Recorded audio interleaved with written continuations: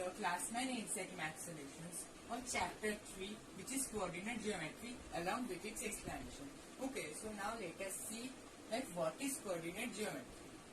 Coordinate geometry is a branch of mathematics which allows us to find the exact location of a point and to determine its position on the Cartesian plane. That means coordinate geometry is a branch of mathematics that deals with points and planes, and here it is the Cartesian plane. Okay, it deals with points and planes, and what is the use of it? It is used for finding out the exact location of a point. That means a unique identification of a point. Okay, so we have to find out that with the help of coordinate geometry and to determine its position on a plane. And in case of coordinate geometry, we use the Cartesian plane. Okay, here this is the thing. So now one question arises that what is this Cartesian plane? Let us see what is Cartesian plane.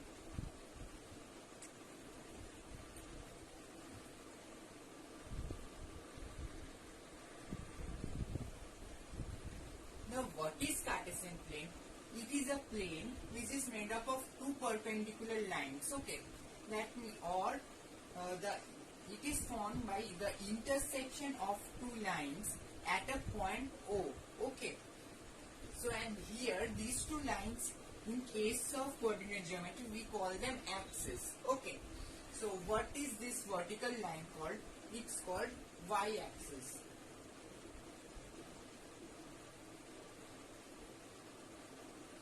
And what is this horizontal line called? It is called x-axis. And what is this center called? Origin or O. Okay, so these are the components of the Cartesian plane. X-axis, I'm writing it over here. Origin,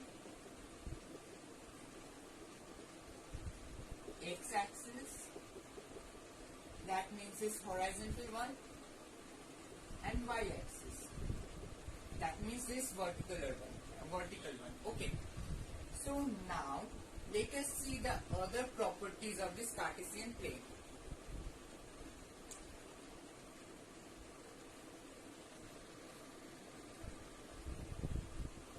Now here in this Cartesian plane, you can see these two intersecting points has formed four equal parts on this plane. Okay, four equal divisions or equal parts in this plane. And here, this part, these equal parts are called quadrants. Like this, quadrants. That means each is called a quadrant. That means these amongst these four parts, each is called a quadrant, and altogether they are called quadrants. This is quadrant 1. This is quadrant 2. This is quadrant 3. And this is quadrant 4. Now these quadrants are different values. First let us plot some numbers on the x-axis as well as on the y-axis also. Taking 1, 2, 3, 4, 5, 6. This is the positive part. That means only x, and this one x with something like inverted comma, you can see. This part means the opposite of x. That means negative numbers will be here. Okay, so here it's still 6. I will take the minus from minus 6. Minus 5, minus 4, 3, minus 2, minus 1. Now let us plot some points. This part also 1, 2, 3. I don't have much space over here, so I am not plotting many points over here. This is the negative part of this y-axis. So minus 1, minus 2, minus 3, minus 4, minus 5, minus 6. So okay, I have plotted the points, plotted the numbers on those axes, as you can see over here. Now we can see in the quadrant 1 only positive numbers of both the axes are lying. Positive integers are there on these two parts of axes. So that means 1, 2, 3, 4, 5, 6 and 3, 2, 1 also 0. Altogether these are only positive numbers. Therefore the value of the symbolic representation of quadrant 1 is plus plus. Now this is a ordered pair. Okay. Firstly, y plus and plus x-axis in the ordered pair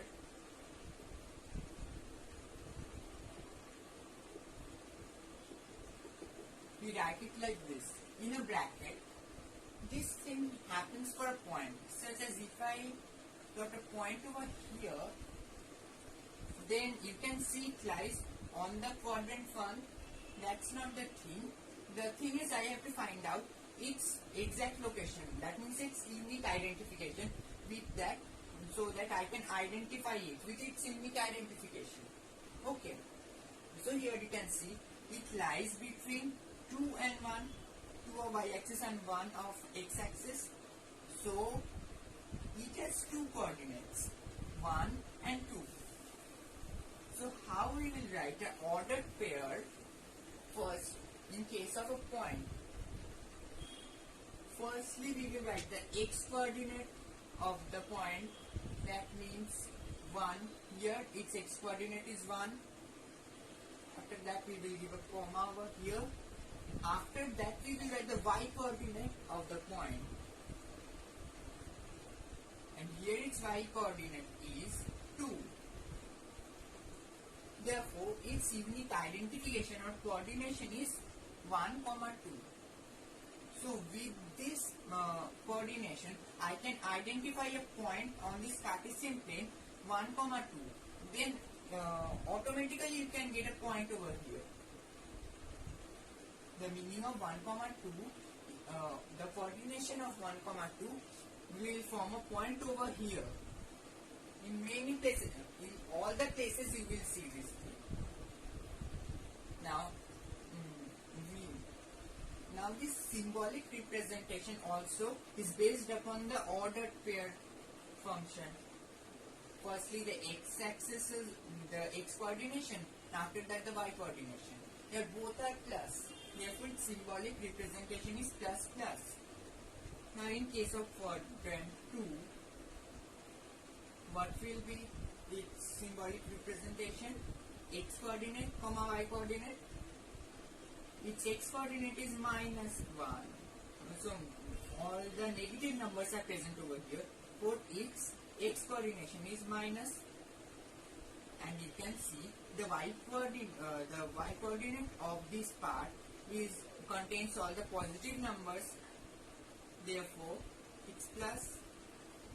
As 3, 2, 1, all are positive numbers. For minus, comma, plus. And in the quadrant 3, what is value? That means symbolic representation. You can see here all the negative number lies on the x-axis as well as on the y-axis also. Therefore, x-axis minus, y-axis also minus, as you can see over here. After that, what's the symbolic representation of quadrant 4?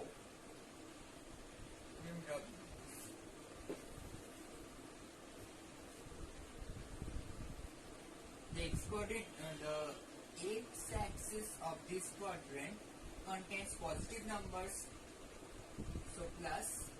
The y-axis contains all the negative numbers, so minus.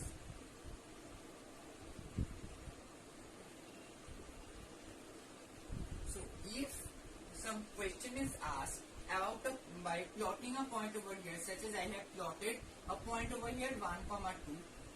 So it can be asked in the question that on which quadrant it lies.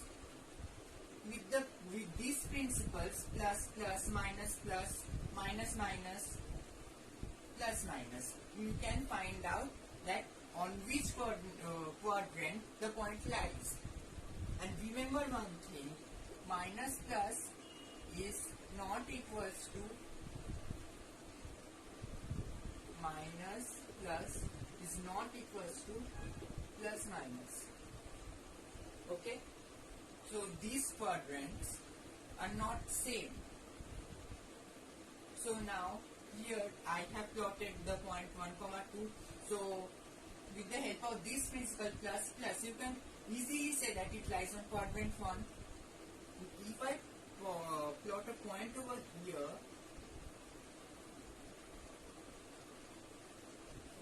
minus 6, 1,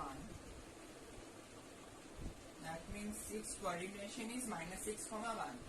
With the help of this principle plus, that means a symbolic representation, minus, plus, you can easily say that it lies on the quadrant 2. Now, here if I plot a point over here, minus 1, minus 2, the help of this representation you can easily find out that it lies on the quadrant 3.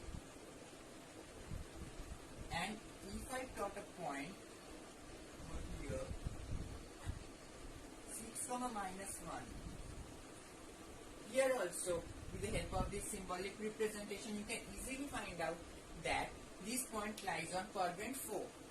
Okay, so this was the explanation part.